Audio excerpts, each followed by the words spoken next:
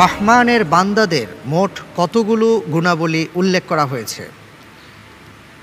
ক 9টি, খ 10টি, গ 12টি, ঘ 14টি।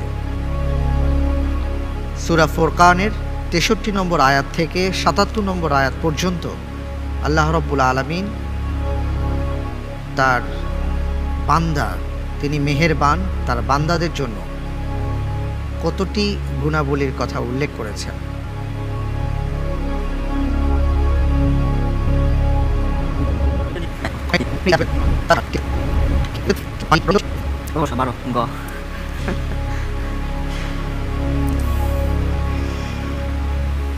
ঠিক আছে, লক করে দেয়া হোক গ 12টি।